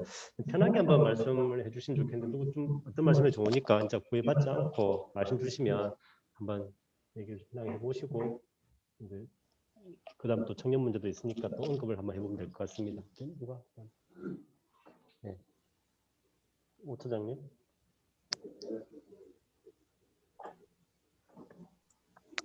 제가 조금 추가적으로 말씀 좀 드리면, 이제 최근에 이제 뭐 AI 관련해서 미래혁신에서 얘기도 있었고, 그랬는데, 제가 지금 부산을 볼 때 제일 안타까운 것 중에 한 가지가 이제 청년들의 문제입니다. 지방대학 문제도 있고, 청년들에 대한 문제도 있는데, 이 청년들 문제가 풀리지 않는 여러 가지 이유들이 물론 있겠습니다. 뭐 기업이 없다, 좋은 일자리가 없다. 그런 부분도 있습니다만 지금 사실상 지금 개인적으로는 제가 시민운동을 하는 사람의 입장에서 가덕신공항을 해야 된다라고 말하는 게 참 아픈 이야기입니다. 환경적으로 분명한 문제가 있는 것이고요. 그래서 아프지만 지금 부산의 어떤 먹거리나 이런 것들을 생각해 보면 그것마저도 안 됐을 때에 어떤 여파가 계속 이어질 것인가라고 하는 불안감 같은 것들도 배제할 수 없는 그런 안타까운 여러 가지 현실들이 있다라고 하는 것이죠. 그런 부분에서 저는 청년들에 대한 문제, 또 이 좋은 일자리에 대한 문제에 대한 부분들은 시정을 책임지고 있는 분이든 아니면 어떤 정책의 결정 과정에 참여하는 분이든 이런 모든 분들이 정말 그 시대적인 책임의식, 책무감을 저는 좀 가져야 된다고 생각합니다. 그런 부분에서 어떻게 전략적인 일자리를 배치할 것이고 어떻게 전략적인 산업들을 유치할 것이냐라고 하는 것에 대한 그런 기본 인식들이 필요한 것인데 지금 현실적으로 그 나오는 내용들에 대한 이야기들 또 시장 후보들이 토론회에 나와서 하는 이야기들 이런 얘기를 들어보면 그런 것과는 전혀 다른 괴리감 같은 것들이 있더라고 하는 것이죠. 그러니까 당장 눈에 보이는 것들에 대한 현상적 결과만들을 나타내는 그런 것들을 봤을 때 과연 이런 것이 부산의 미래가 될 수 있을 것이냐. 또 마치 이제 그 메가시티라고 하는 것도 부울경이 초강력 어떤 연합체를 구성하면 당장 문제가 풀릴 것이냐. 제일 단적으로 지금 그 6대문제 40대 과제인가요? 뭐 그 하여튼 거기 부울경 연구원들이 만들어 놓은 과제를 보게 되면 가장 핵심적인 내용이 하나 빠져 있습니다. 다른 건 다 있는데 물 문제는 아예 언급도 못 하고 있습니다. 그러니까 각 지역별로 첨예하게 현안되는 문제에 대해서는 서로 언급을 하지 않고 지금 기술적으로 어떻게 이렇게 융합되는 형태를 취하고 있는 상황이기 때문에 그런 부분에서도 지금 이 문제를 지금 너무 단편적으로 지금 마음이 급하다고 해서 단편적으로 처리할 문제는 아니라고 보고 제일 중요한 거는 결국 주체들이 어떻게 참여할 수 있는 구조들을 만들 것이냐라고 하는 것도 저는 굉장히 필요한 부분들인데 이전에 시정부에서도 보면 청년들에 대한 청년들 스스로가 뭔가를 할 수 있는 구조를 만들어 달라라고 하는 요청을 했을 때도 결국 자기들의 가까운 청년들만 참여하는 틀들을 만들어서 형식적인 운영하는 경우를 많이 봤습니다. 그래서 지금은 이제 그런 부분들에 대한 전반적인 어떤 점검과 또 이렇게 뒤바뀔 수 있는 뭔가가 필요하고 그런 부분에서 뭐 전적으로 동의는 안 합니다만 지금 그래도 필요하다고 하는 게 결국 신공항 문제도 있는 것이고 그 다음에 또 메가시티에 대한 문제도 있는 것이고 또 북한 재개발뿐만 아니라 2030 월드 엑스포와 같은 뭔가 지금 동기를 유발시켜야 되는 촉진제 역할을 해줘야 되는 것들이 불가피하게 필요한 상황으로 와 있지 않느냐. 그래서 그거라도 저는 지금 좀 힘을 합해서라도 그런 어떤 뭔가 동력을 만들어낼 수 있는 그런 부분들이라도 지금은 좀 노력이 더 필요하지 않느냐 이런 생각이 좀 듭니다. 또 중요한 지적이신 것 같습니다. 자꾸 듣다 보니까 생각이 드는데 서울에 이제 오세훈 시장도 그렇고 우리 박현준 시장도 그렇고 사실은 MB 키즈잖아요. 이제 우리 박근혜 정권의 등장이야 사실은 이제 향수와 전통적인 방식과 뭐 이런 파퓰리즘의 산물이라고 보니까 있을 수 있다 생각되는데 그 국정 운영에 비해서 사실은 MB는 준비된 좀 나름대로 준비된 틀을 가지고 있지 않았는가 생각이 많이 들더라고요. 아주 그냥 조직적으로 동원하고 밀어붙일 수 있는 힘과 정책적인 자를 갖고 있었던 것도 있는 것 같고 근데 그것이 어쨌든 그 4대강처럼 문제를 만들어냈지만 그 틀을 좀 관리하고 있던 방식들이 이번에 이제 양쪽에 서울과 부산에서 다 사실은 이제 두각을 나타냈다는 부분은 사실은 한국 사회 정치 지형에서는 좀 중요한 의미를 지니고 있다. 이게 좀 주목할 필요가 있다라는 생각이 좀 들더라고요. 조심스럽게. 그래서 이 문제에 대한 문제는 사실은 이제 신자유주의 세계화 문제에 대해서 어떻게 대응하는가의 문제일 수도 있겠지만 이런 고민들을 아마 좀 다른 각도도 해야 되지 않을까 생각이 좀 들더라고요. 두 번째로 이 고민이 계속 머리 쳐서 한번 제가 조심스럽게 말씀드려보고 또 하나는 우리 청년 문제는 사실상 복합적인 영역 아닙니까? 노동 시장 일자리 문제에서 그다음에 육아 출산 같은 문제, 양성평등의 문제나 그다음에 주거 문제까지 요즘 뭐 쟁점이 되지 않은 게 없는 거기 때문에 사실은 청년 문제라고 제한을 시키는 문제가 아니라 이제 사회 전체적인 제도적인 영역에서의 사실은 좀 정책적인 영역으로 명확하게 좀 개입되고 두드러져야 될 부분이 이거 같이 고려돼야 될 문제라는 생각이 들더라고요. 이 문제에 대한 논의들은 저희들은 아마 우리 포럼에서도 꼭 한번 전체적인 대안을 마련하는 자리를 한번 짚어보고 이제 우리 이런 논의를 계속 이어나갈 수 있으면 좋겠다 생각이 많이 듭니다. 그래서 이제 우리 오늘 저는 이제 조사 결과 부분 자체도 그렇지만 요즘은 시민단체는 어디 가도 공부나 이런 걸 많이 안 하잖아. 일하기 바빠가지고. 사실은 우리 도한영 선생님이 고생 많이 하신 것도 뭐 알고 있는데, 저 이게 도한영 선생님이 부산 지역에서는 최고로 많은 이 정보와 데이터를 확보하신 것 같아요. 이제는 보니까 자료로서 읽어낼 수 있는 거고, 이걸 좀 앞으로 좀 지속적으로 할 수 있도록 틀이 되면 아마 우리 포럼이나 이제 우리는 시민단체로서의 어떤 문제 제기와 함께 좀 대안 제시도 할 수 있는 뭐 계기가 될 수 있지 않겠는가 이런 생각이 막 들더라고요. 도한 선생님 또 말씀 한번 좀 들어보겠습니다. 또 추가로 하실 말씀 있으시면. 예, 부산경실련 도한영 출사입니다. 그 말씀을 감사합니다만 그렇게 하고 있는지는 잘 모르겠습니다. 많이 부족한데요. 저는 그 한 두 가지 정도 말씀을 좀 드리고 싶은 거는 오세훈 시장의 공약은 분명합니다. 제가 부동산 얘기를 먼저 좀 드리고 싶은데요. 오세훈 시장은 딱 대놓고 재개발 재건축과 그리고 규제를 완화하겠다라고 얘기를 하고 있습니다. 기존의 10년간 서울시가 가져왔었던 나름대로의 공공성이라고 하는 부분들에 대해서 하다가도 일단은 그 활성화 규제를 완화해서 공급 확대하고 그래서 높이를 더 높여내는 이런 부분으로 얘기를 하고 있고요. 그래서 벌써 아마 서울 같은 경우에는 많은 또 시끄러움 이런 부분들이 나타나고 있습니다. 그 부산은 어떨까라고 봤을 때 크게 다르지 않을 것이다라는 생각이 들어집니다. 박영준 시장의 공약 역시 기본적으로 이제 그 공급에 대한 확대가 있고요. 그리고 이제 그 재개발과 그리고 이제 주거 안정을 얘기를 하고 있지만 기본적으로 민자를 통한 이런 부분들이 주로 이루고 있습니다. 그래서 저희들은 좀 조심스럽게 말씀드리고 싶은 거는 기본 민자를 통한 어떤 그 공급의 확대를 중심적으로 펼쳐간다는 것은 물론 이제 지금의 당장의 어떤 주거 문제에 대한 일정 정도 기여할 수 있을지는 모르겠습니다만 중장기적으로 봤을 때는 결코 그것이 바람직하지 않다라는 말씀을 좀 드릴 수 있기 때문에 그런 부분들에 대해서는 조금 다시 한번 재고해봐야 되지 않을까라는 생각이 좀 들기 때문에 그래서 재개발과 재건축 부동산 정책에 대해서 신중한 접근들이 좀 있어줘야 된다라는 말씀을 간곡하게 좀 드리고 싶고요. 하나는 저는 이제 갑자기 이런 생각이 들게 되었습니다. 당선된 지 한 달이 안 됐는데 이제 1년 2개월 지나면 지방선거가 있다 보니까 뭘 할 수 있을까? 뭘 할 수 있을까? 뭘 새롭게 할 수 있을까라는 생각을 많이 갖게 되었습니다. 그 계기가 미래혁신위원회가 그걸 보면서 제가 그런 인수위 성격이라고 얘기를 하더라고요. 한 달 동안 활동 얘기를 하는데 아까 뭐 오모 총장님 말씀 많이 하셔서 제가 구체적으로 말씀은 안 드립니다만은 제가 인수위에서 논의되고 있는 내용을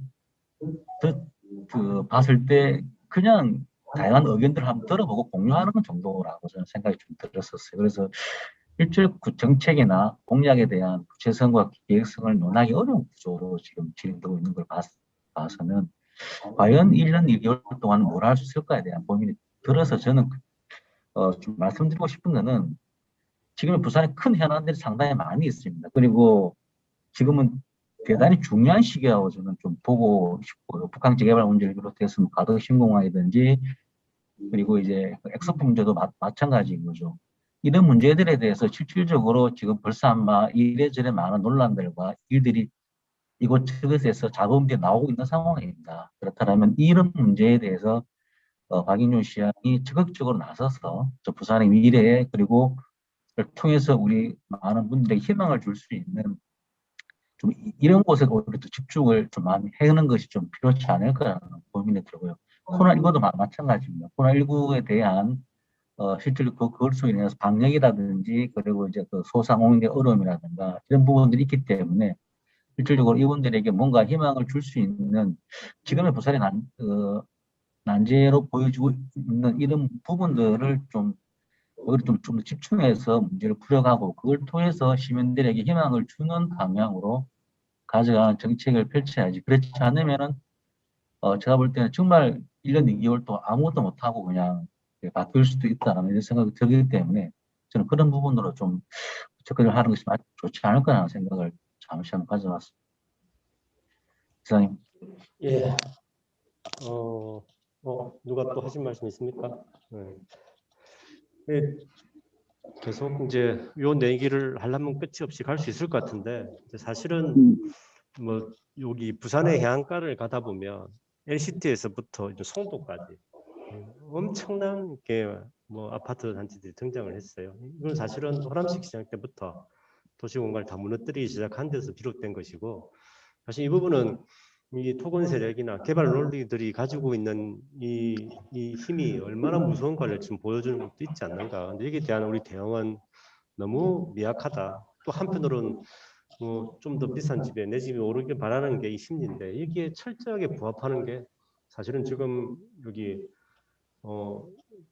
선거 결과에서 반영되지 않았는가 뭐 이런 생각을 좀 계속 하게 되더라고요. 그래서 이 부분의 문제는 그래서 단순히 부동산 문제라기보다는 저는 이제 이런 사회 정책적인 뭐 대안과 정책적인 능력의 문제와 실제 결과를 만들어갈 수 있는 그 무엇까지도 이어져야 되지 않는가 생각은 저도 계속 듭니다.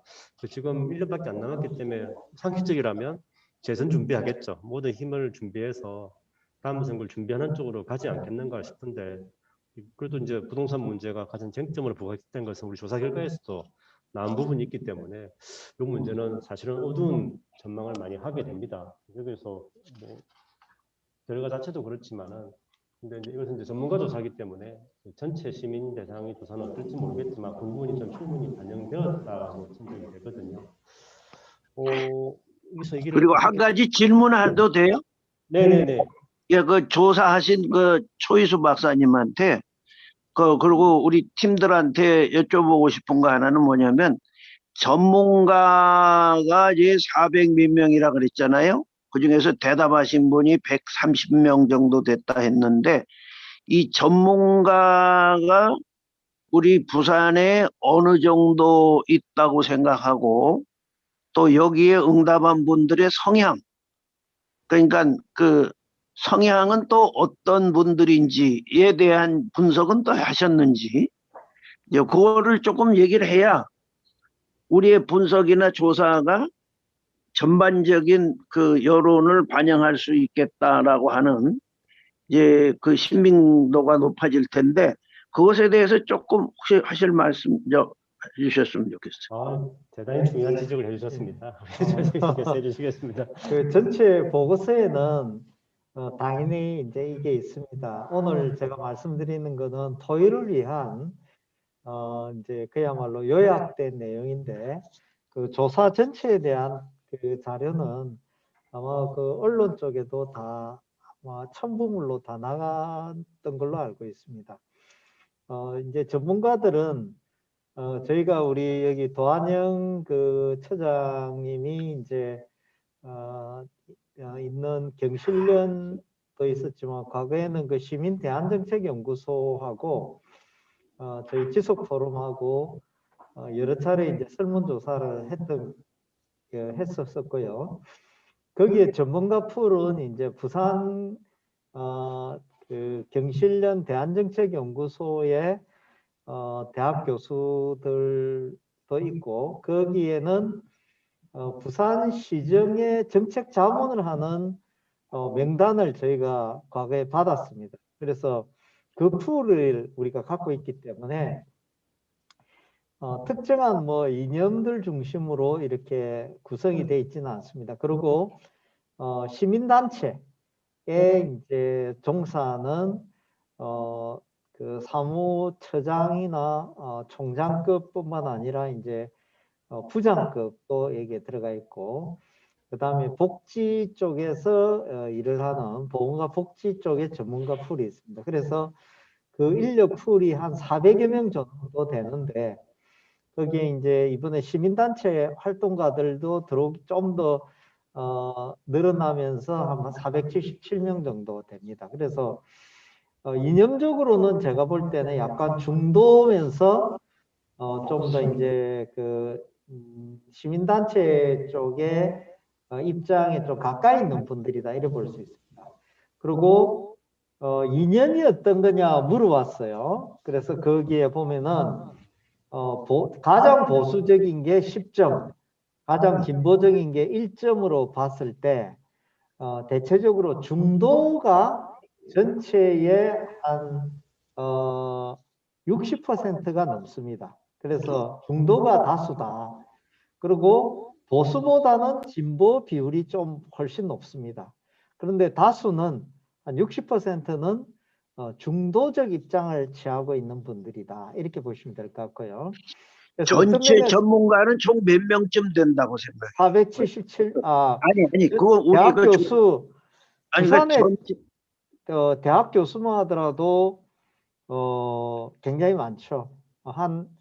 제가 생각할 때는 한 1, 2만 명 이상은 될 거라고 봅니다. 근데 예. 그래서 제가 생각할 때는 뭐 이번 전문가 풀이 전체 뭐 대학 교수라든지 시민단체나 직능단체 대표이지는 절대 않고요.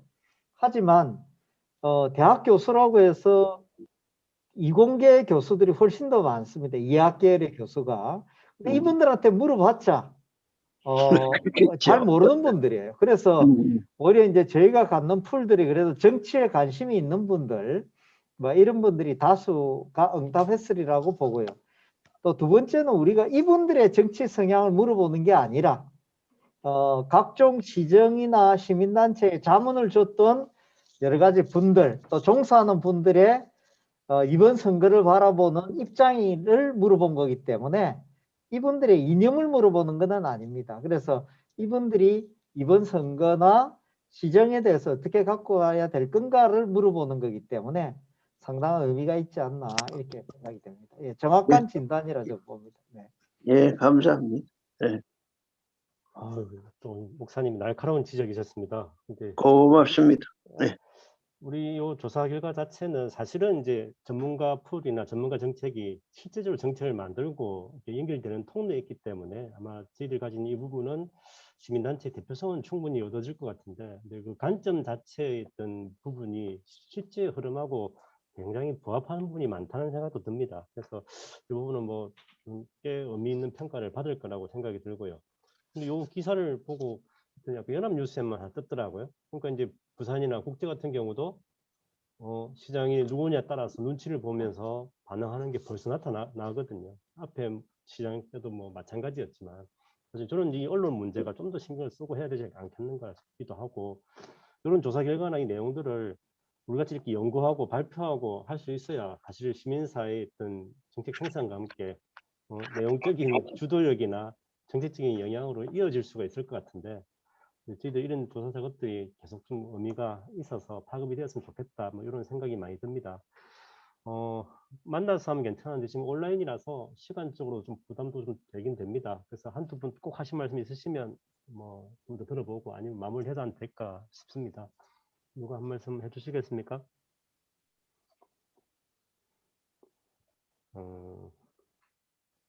자, 그럼 혹시 초 교수님 혹시 마지막 말씀 하실 게 있습니까? 마무리 인사 말씀을 마무리는 아니고 저는 생각에 지금은 거대한 그 바우만이라는 그 폴란드 출신의 사회학자가 있습니다. 바우만이라는 사람은 나이가 많이 들어서 이제 세계적으로 유명해졌던 사람인데 한 몇 년 전에 돌아가셨습니다. 근데 이제 이분하고 뜻을 같이 하는 분들이 책을 냈는데 그 책 이름이 뭐냐면은 Great Regression이라고 해서 거대한 퇴조라는 그런 거대한 퇴조라는 책을 냈습니다. 근데 이분 글이 한 편 실리고 나머지는 이제 유럽에서 활동하는 주로 정치 경제학이나 이제 사회학을 하는 사람들의 글을 냈어요. 근데 이제 그 거대한 퇴조는 이제 도널드 트럼프라든지 이런 자국 중심의 이익 그리고 무식한 우파들 이런 데 대한 그 경계를 나타내는 하나의 책입니다. 그런데 저는 생각에 지금 한국 사회가 거대한 퇴조의 분위기에 가고 있습니다. 그 거대한 퇴조 1번이 뭐냐면은 첫째는 이제 그 저출산의 문제입니다. 그래서 인과학적인 문제는 사회 분석이나 결국 인간이 이 세상의 중심이기 때문에 물론 뭐 종교인의 관점에서 신앙인의 관점에서는 그렇지는 않습니다만 그러나 어쨌든 인간의 역사에 있어서 인과학적인 문제가 대단히 중요한데 한국 사회는 참 이런 부분에 어려움이 많습니다. 그래서 우리나라의 합계 출산율 같은 경우에는 유엔의 발표 198개국 중에서 우리나라 출산율이 198입니다. 근데 우리 위에 있는 나라가 어딘가 하면 시리아 이런 나라인데요. 내전을 겪고 있는 나라입니다. 근데 우리 한국 사회가 어떻게 이 지경에 이르게 됐는지 정말 심각한 성찰이 필요합니다. 그리고 저는 생각에 이런 인과학적인 문제가 특히 10년, 20년 뒤가 훨씬 고통스럽게 다가올 겁니다. 굉장히 힘듭니다. 그리고 우리나라의 행복 지수가 굉장히 경제 규모에 비해서는 너무나 낮습니다. 낮은 편입니다. 그래서 유엔 순위에 보면 이번에 52위권이 되고요. 자살률 같은 경우에도 10만 명당 자살률이 굉장히 우리나라가 최고로 높은 나라죠. 그래서 여러 가지 지금 상황이 너무 안 좋기 때문에 정치를 한다는 분들은 이런 한국 사회의 이 심각한 문제를 어떻게 해결할 건가를 좀 진지한 고민이 필요할 것 같아요. 그리고 부산 같은 경우에는 이 거대한 태조의 가장 앞장선 도시입니다. 여러 가지 지표를 볼 때. 근데도 불구하고 언론이라든지 또 이 정치 일선의 후보들 나온 사람들의 이야기를 들어보면은 이런 부산의 문제에 대한 성찰과 대안 형성 능력이 굉장히 좀 저는 약하다. 이런 생각이 듭니다. 근데 저는 반전의 기회들이 있다고 생각해요. 그 부분이 뭐냐면은 기업 유치 이런 거는 저는 부산을 오랫동안 봐왔던 사람이기 때문에 박형준 시장이 들고 나오는 이런 공약이 저는 굉장히 좀 문제가 있다고 봅니다. 근데 오히려 저는 생각에 공공기관의 이전 문제라든지 지방대학 문제를 살리는 문제 그리고 교육체제를 바꾸는 문제 이런 것들이 오히려 미래를 위해서 훨씬 더 중요하리라고 생각되는데 이런 것들이 아직까지는 그 지식인 사회에 있어서나 정책 일반의 공감대를 좀 많이 못 얻는 것 같아요. 그래서 어쨌든 저희 그 지속 가능 공동체 포럼이나 또 부산 IMCA 또 경실련 이런 데서 좀 더 이렇게 정책적인 고심이나 이런 것들을 모아내서 공론적 영역을 좀 이끌어내는 이런 일에 좀 더 적극성을 가하면 좋겠다 이런 바람을 한번 가져보게 됩니다. 예, 또 중요한 말씀 해주셨습니다. 저는 오늘 우리 조사 결과 부분을 박형현 시장이 좀 잘 참고하셔서 좀 재검토할 건 재검토도 하고 전문가들과 의견을 자리를 한다면 아마 저희들이 도움을 드릴 수 있을 것 같은데 뭐 이런 부분도 좀 전달될 수 있으면 좋겠다 생각이 많이 듭니다. 좀 고민할 영역이 많이 있기 때문에 그러면 뭐 마무리하면 되겠죠. 우리 국장님 또 하실 말씀 있습니까? 한 국장님. 특별한 내용은 아니고요. 아까 초이스 대표님 하신 말씀 중에 청년 세대의 고민들에 대한 마음 무거움을 조금 드러내셨는데요. YMCA가 그에 대한 어떤 역할들을 했으면 좋겠다는 말씀을 지난번에도 좀 하셨거든요. 그래서 이번에 저희가 부산대 학보사의 편집국장하고 이런저런 얘기들을 좀 하다가 저희가 조금 이야기를 했습니다. 그래서 이제 그걸 계기로 해서 지금 어쨌든 저희가 시민중개실이 한국 사회의 자본의 흐름을 한 20년 정도 꾸준히 자금이 어떻게 흘러가고 그 자본이 어떻게 모여서 피해자들을 양산해 왔는지를 계속 연구해 왔기 때문에 돈의 흐름에 대해서는 저희가 알고 있습니다. 그런데 그 돈의 흐름은 곧 산업의 발전하고 연결이 되어 있는데 부산이 그 자금의 흐름에 미처 못 따라가고 있다는 생각을 최근에 하거든요. 그것은 무엇이냐면은 청년들이 청년들의 일자리하고 그거하고 그 맞닿아 있는 부분들이 있어서, 그래서 이제 그 지점에서의 이야기들을 조금 청년들하고 해야 되겠다는 생각이 듭니다. 그리고 이제 또 우려되는 부분은 블록체인을 기반으로 하는 그 가상화폐의 문제와 주식에 대한 이야기들, 그것을 통해서 청년들이 가지게 되는 뭐 영끌의 문제라든지 기타 등등 이런 여러 가지 우리가 좀 가치가 필요한, 그러니까 철학적인 어떤 사고가 필요한 이런 부분들에 대한 것 포함해서 이런 것들을 올해는 청년들과 함께 이야기를 나눌 기회들을 가질 수 있도록 하겠다고 제가 말씀을 좀 드리고 싶고요. 예, 그런 측면에서는 포럼에 계시는 많은 회원들이 좀 YMCA를 지원하고 청년들을 도와주는 그런 한 해가 되었으면 좋겠다, 이런 생각을 하게 됩니다. 아유, 감사합니다. 예, 제가요, 혹시 이런 기회에 시장님한테, 새로 된 시장님한테 뭐 이를 바라는 얘기를 해도 될까요? 그러면 전달이 되겠습니까? 아니, 저는 뭐냐면, 우리 박형준 시장님도 상당히 나름대로 또 그 준비가 된 분일 거라는 생각이 듭니다. 한동안 그 방송에서 판도라에서도 또 사회자로 나와가지고 했던 걸로 제가 기억을 하고, 그래서 저는 개인적으로 인상이 뭐 나쁘거나 그러지는 않습니다. 그런데 문 대통령을 만나가지고 사면 문제부터 얘기했다는 것은, 우리 시장님이 이번에 1년 동안 내가 뭐 할 수 있겠나, 정치 투쟁 열심히 해서 정권 교체에 기여하고 시장 일은 그 다음에 하겠다, 이런 생각을 하시지 않았을까 하는 생각이 좀 불안감이 있어서, 이제 그렇게 하시지 말고 어차피 1년 시장도 중요하니까 부산 지자체장으로서 부산 시민을 위해서 멸사봉공해 주시기를 간곡히 부탁을 드리고, 그렇게 되면 오히려 부산 시민들의 지지도 얻을 수 있지 않겠나, 그렇게 생각이 되어집니다.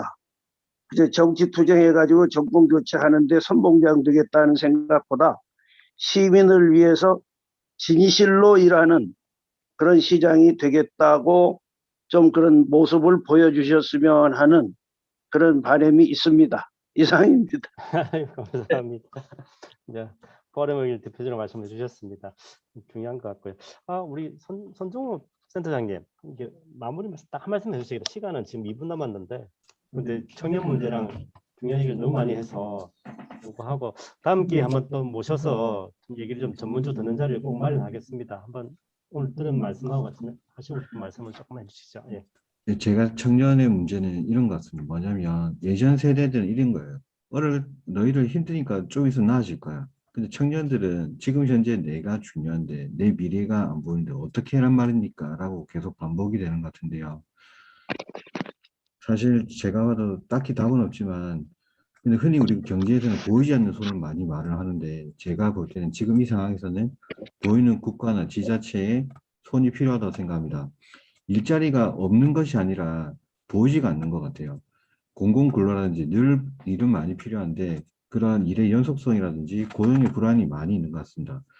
저라면은 어떻게 보면 부산시가 하나의 용역업체가 된다고 생각해서 그렇게 일을 하는 청년들을 발굴하고 지속적으로 어떻게 지원할 수 있는지, 그리고 일자리를 계속 매칭하는 게 중요하다고 생각합니다. 그리고 그렇게 일했던 결과는 경력증명서처럼 발급이 가능할 수 있는 시스템을 해야 되고, 또 그런 부분에 대해서도 재원을 마련하는 부분이, 아마 세금을 더 많이 낸다면 다 반대하시겠지만, 근데 20년, 40년 뒤에 대한민국이 없어질 수 있다는 그런 위기감을 한다면 우리가 좀 더 있는 자들이 좀 더 내야 되지 않을까, 그런 느낌이라면 좀 더 증세가 가능하지 않을까 생각이 들고요.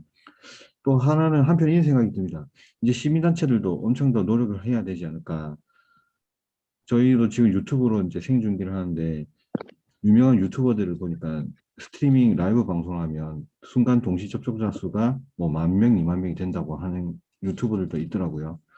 좀 더 유튜버들처럼 시민단체나 저희 지속가능 공동체 포럼도 좀 재미있고 신선하게 이슈가 되는 그런 것들을 해서 좀 더 많은 분들이 댓글도 달고 의견도 달고 좀 더 소통하면서 지속가능 공동체 포럼이 우리 오늘 북한에서 모입니다. 라이브 스트리밍 할 테니까 오세요 하면 진짜 우리가 거리에다가 의자 깔고 할 수 있는 그런 준비도 앞으로는 좀 더 필요하지 않을까 하는 생각이 듭니다. 그래서 좀 더 사실 쉽지 않은데 시민단체도 그렇고 청년들도 그렇고 다들 노력을 정말 해서 네, 좀 더 밝은 부산을 위해서 같이 노력을 많이 해야 될 것 같습니다. 이상입니다. 감사합니다. 뭐 이제 준비된 시간은 뭐 다 돼서 또 다음 기회에 약속하면서 마무리해야 될 것 같습니다. 제가 뭐 첨언하지 않겠습니다. 조유수 교수님께서 해주셨던 말씀에다가 손정호 센터장이 마지막에 해주셨던 부분들이 결합된다면 지역에서 우리 현안 과제나 우리가 해야 될 방향에 대한 부분들은 많은 걸 얻을 수 있을 것 같습니다. 다음에 더 재밌게 될 수 있도록 좀 좋은 주제 좀 찾아보도록 하겠습니다. 자, 그럼 박수로서 마치겠습니다. 수고하셨습니다. 고맙습니다. 고맙습니다. 네.